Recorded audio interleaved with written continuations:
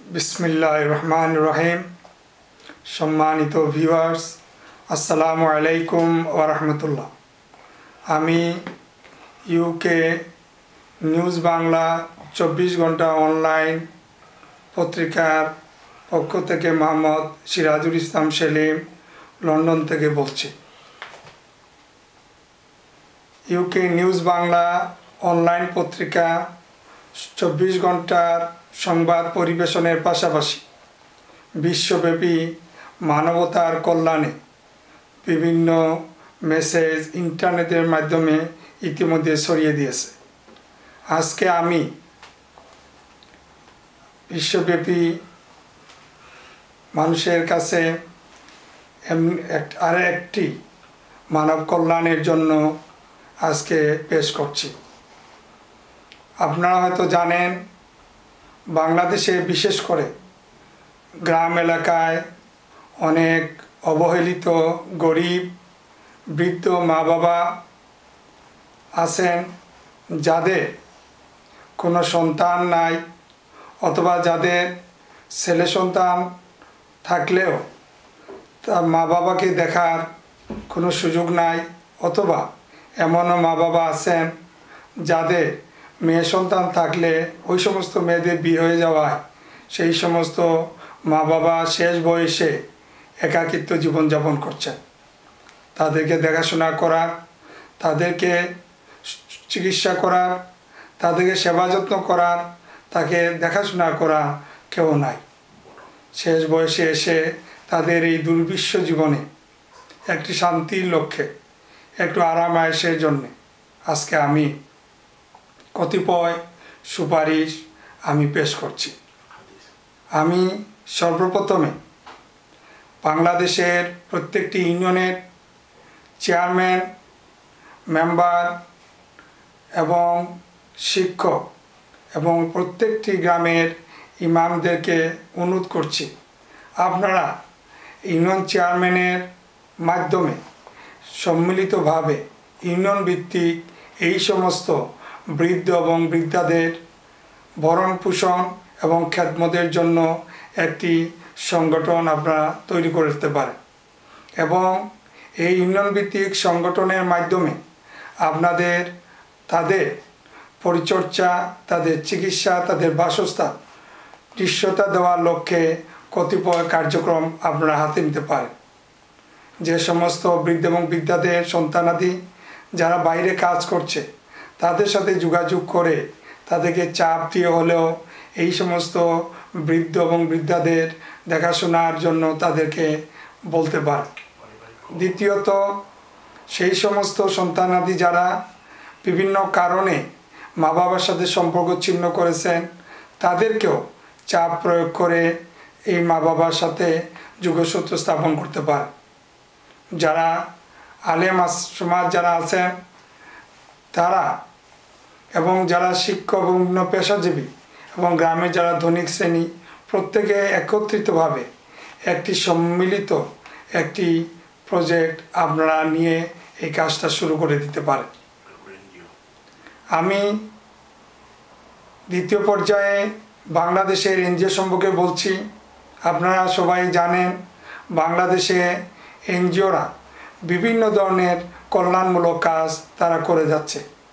আমি ওই সমস্ত এনজিওদেরকে আহ্বান করছি, আপনারা অন্তত প্রতি বছর একটি থানা, অন্তত একটি গ্রামে এই ধরনের বৃদ্ধ এবং বৃদ্ধাদের ভরণ পোষণ এবং খেদমতের লক্ষ্যে আপনারা একটি প্রজেক্ট হাতে নিতে পারেন। আপনাদের এই প্রজেক্ট নেওয়ার পাশাপাশি এই বৃদ্ধ এবং বৃদ্ধাদের যদি শেষ বয়সে একটু শান্তি যদি ছোঁয়া তাদের লাগে, তাদের সমস্যা সমাধানের যদি তারা একটু হলেও যদি তারা এই সুযোগ যদি পান, তাহলে আপনাদের এই কার্যক্রম সারা বিশ্বব্যাপী ছড়িয়ে পড়বে এবং আপনাদের জন্য আল্লাহ পাক আপনাদের কাজে খুশি হয়ে যাবেন। আমি যারা আলেম সমাজ আছেন তাদেরকে বলছি, বাংলাদেশে বিশেষ করে কিছু সংখ্যক আলেম তারা বিভিন্ন ধরনের এনজিও সমালোচনা করেন, কিন্তু দুর্ভাগ্য হলেও সত্য, এই আপনার আলেম যারা আছেন তারা কিন্তু বিকল্প এই ধরনের কোনো এনজিও আজ পর্যন্ত প্রতিষ্ঠা করেননি। আমি আজকে এই মেসেজের মাধ্যমে আপনাদেরকে অনুরোধ করছি, আপনারা অন্তত গ্রামে অন্তত এই বৃদ্ধ এবং বৃদ্ধাদের তাদের শেষ বয়সের তাদের বিভিন্ন সমস্যার সমাধান কল্পে অন্তত একটি এনজিওর কোনো একটা প্রতিষ্ঠা আপনারা করে সমাজকে দেখাতে পারেন যে এই আলেমরাও কিছু একটা করতে পারে।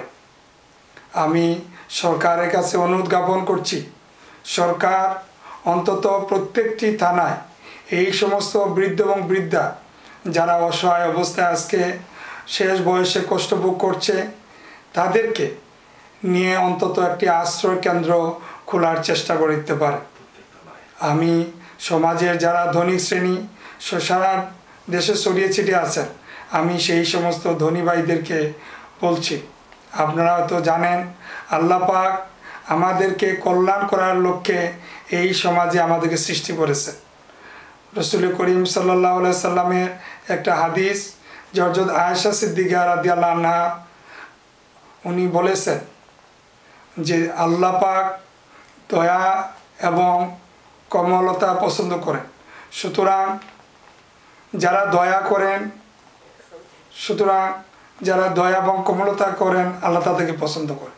সুতরাং আমরা যারা এখনও বসে আছি এ ব্যাপারে আল্লাহর দয়া এবং কমলতা লাভের জন্য এখনই উপযুক্ত সময়।